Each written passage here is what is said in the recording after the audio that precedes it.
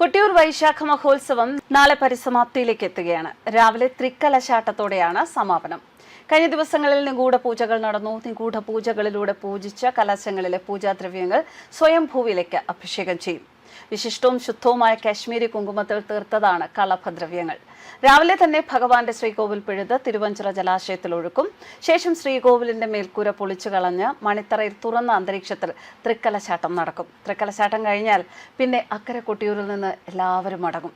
11 മാസത്തേക്ക് മനുഷ്യരുടെ പാദസ്പർശം അവിടെ ഉണ്ടാകാൻ പാടില്ല എന്നാണ്.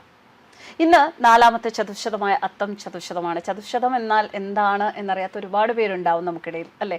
കൊട്ടിയൂർ വൈശാഖ മഹോത്സവവുമായി ബന്ധപ്പെട്ടാണ് നമ്മളെല്ലാവരും ഇത് ഏറെ കേൾക്കാറുള്ളത്. ജലം, അരി, തേങ്ങ, ശർക്കര, നെയ്യ് എന്നിവ കൊണ്ട് പായസം ഉണ്ടാക്കി ദേവനും ദേവിക്കും നിവേദിച്ച ശേഷം ഭക്തർക്ക് പ്രസാദമായി വിതരണം ചെയ്യുന്നതാണ് ചതുശ്ശതം എന്നറിയപ്പെടുന്നത്. 4ാമത്തെ ചതുശ്ശതമായ അത്തം ചതുശ്ശതം വാളാട്ടത്തിനും കുടിപതികളുടെ തേങ്ങയേറിനും ശേഷമാണ് നടക്കുക. അവസാനത്തെ ചതുശ്ശതം അഥവാ വലിയ വട്ടളം പായസം ദേവസ്വം വകയാണ്. 4ാമത്തെ ചതുശ്ശതം സമർപ്പിക്കുന്നതോടെ ഭഗവാൻ സ്ഥായി ഭാവമായ തപശ്ശേരിയിലേക്ക് എത്തും എന്നാണ് വിശ്വാസം. ഉച്ചശിവേലിക്കിടെ ഏഴിലക്കാർ ദേവതകളെല്ലാം തിരികെ ആവാഹിച്ച് വാളുകളിൽ ലയിപ്പിക്കുന്ന വാളാട്ടം. ശേഷം കുടിപതികൾ തേങ്ങയേറും നടത്തും. രാത്രിയോടെ തുടങ്ങുന്ന കലശപൂജകൾ പുലർച്ചെ വരെ നീളും.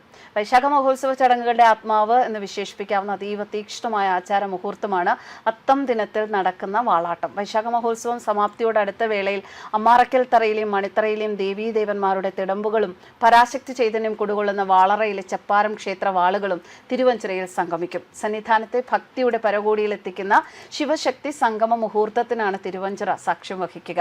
മഹാദേവൻ യാഗഭൂമിയിൽ തപസ്സനുഷ്ഠിക്കുമ്പോൾ ആ തപസ്സിന് കാവലായും കരുത്തായും നിലകൊള്ളുന്ന പരാശക്തിയാണ് മണത്തണ ചപ്പാരം ക്ഷേത്രത്തിൽ കുടികൊള്ളുന്നത്. ശക്തിയുടെയും ശിവന്റെയും പവിത്രമായ സമാഗമ വേദിയാണ് വൈശാഖ മഹോത്സവം. അത് കൊട്ടിയൂരിന്റെ മാത്രം ഉത്സവമല്ല, മറിച്ച് മണത്തണ ചപ്പാരം ക്ഷേത്രത്തിന്റെ കൂടി ഉത്സവമാണ്.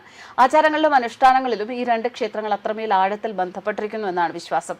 ഈ 2 ക്ഷേത്ര സങ്കേതങ്ങൾ ഒന്നുചേരുമ്പോൾ മാത്രമാണ് വൈശാഖ മഹോത്സവം പൂർണ്ണമാവുന്നത്. മണത്തണ ചപ്പാരം ക്ഷേത്രത്തിൽ നിന്നും ശക്തി ചൈതന്യ പ്രതീകങ്ങളായ 3 വിശിഷ്ട വാളുകളാണ് മഹോത്സവത്തിന് മുന്നോടിയായി യാഗഭൂമിയിലേക്ക് എഴുന്നള്ളിക്കുന്നത്. ഉത്സവകാലം അത്രയും ഈ പുണ്യവാളുകൾ അക്കരെ സന്നിധാനത്തെ ഭണ്ഡാര അഥവാ വാളറയിലാണ് പൂജിക്കപ്പെടുന്നത്. അത്തം നാളിലെ ശിവേലിയോടൊപ്പമാണ് വശ്യമായ വാളാട്ടം നടക്കുക. വാളശന്മാരാണ് വാളാട്ടം നടത്തുക. ആരാധനാ ദിവസങ്ങളിൽ മാത്രം ദർശിക്കാൻ കഴിയുന്ന പൊന്നിൻ ശിവേലിയാണ് അത്തം ദിനത്തിൽ സന്നിധാനത്ത് നടക്കുന്നത്. പൊന്നിൻ ശിവേലി 3 പ്രദക്ഷിണങ്ങൾ പൂർത്തിയാകുന്നതോടെ കിഴക്കേ നടയിൽ ഭക്തിസാന്ദ്രമായ നിലയുറപ്പിക്കുന്നു.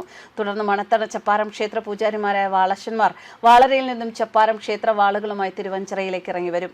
പരാശക്തി ചൈതന്യം കുടികൊള്ളുന്ന വാളുകൾ അഭിമുഖമായി എത്തുന്നതോടെ ദേവിയുടെ തിടമ്പുമായി നിൽക്കുന്ന പടിഞ്ഞിറ്റ നമ്പൂതിരിയും ദേവന്റെ തിടമ്പുമായി നിൽക്കുന്ന പാലോന്നവും ഭക്ത്യാദരപൂർവ്വം തിടമ്പുകൾ തങ്ങളുടെ ശിരസിലേക്ക് ഉയർത്തിവെക്കുന്നു.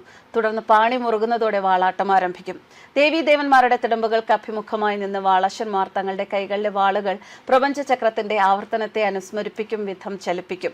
പാണിവാദ്യത്തിന്റെ താളത്തിനനുസരിച്ച് ഭക്തിയുടെ കൊടുമുടി തീർത്ത് വാളാട്ടം പല ആവർത്തിക്കുന്നു.